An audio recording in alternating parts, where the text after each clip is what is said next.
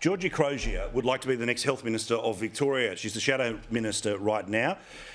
And she was paying attention, unlike many others, because understandably it's a big, busy life. But Saturday, the Victorian government releases a report. 33 people have died because they couldn't get an ambulance to turn up on time. This is a major scandal.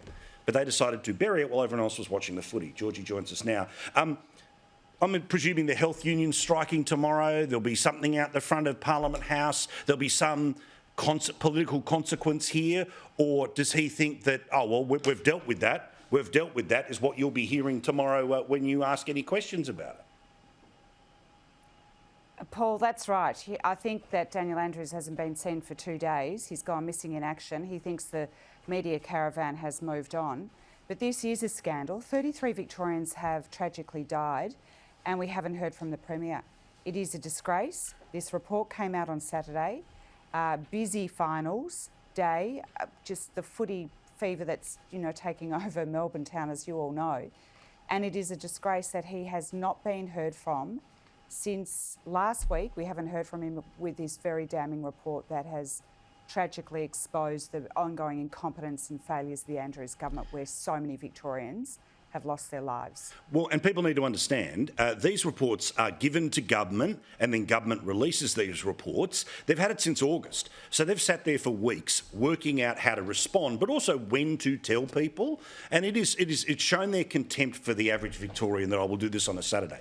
But most importantly, how do we fix this? What is the plan that you can put in place that within 12 months of becoming the Health Minister, if you ring 000, someone will answer and you'll get a freaking ambulance? Well, we've got to fix it, Paul. We can't have these ongoing failures. I mean, this report, these issues were known back in 2015 when the Auditor-General first identified resourcing issues. It's taken until this year and dozens of people to die, and the incompetence of the Andrews government for them to finally act. So we need to have full transparency and understanding of what's going on. We've already said that we will have a Royal Commission if we win government in November to look at this issue along with other issues of the COVID response over the last 2.5 years. There have been many. The hotel quarantine failures, 801 Victorians who lost their lives through that. These issues, we need to get to the bottom of it. But in the meantime, we need to have proper resourcing and ensure that not only the personnel are there, but also the systems, the IT systems, making sure that everything is working so that this can never, ever happen again.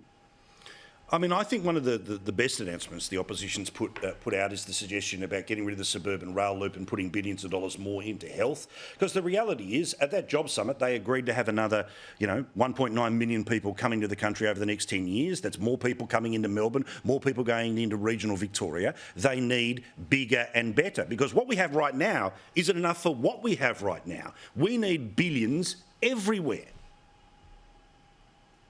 Well, Paul, we've said we'd shelve the rail line from Cheltenham to Box Hill and put the $35 billion into Victoria's crumbling health system.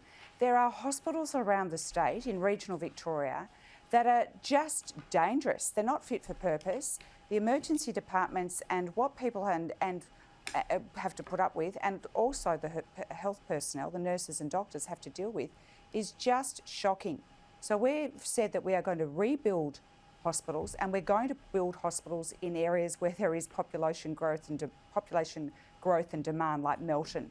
Put a children's hospital out into the western suburbs. These areas have been neglected by Labor for years and years and years. And so what we've said is we'll shelve that rail line from Cheltenham to Box Hill and put that money, the billions of dollars, into Victoria's health system that's been neglected by the Andrews government for many years. Let's not forget, Paul, Daniel Andrews has been Premier and Health Minister for 12 of the past 16 years, and we've got this situation where we see what's happened on Saturday and the many, many issues that are ongoing right around the state. Yeah, good on you. Chasing more week on this, because this one matters for those 33 families and for everyone else watching on. Thank you, mate. Do appreciate it. Georgie Crozier, Opposition Health Spokesperson.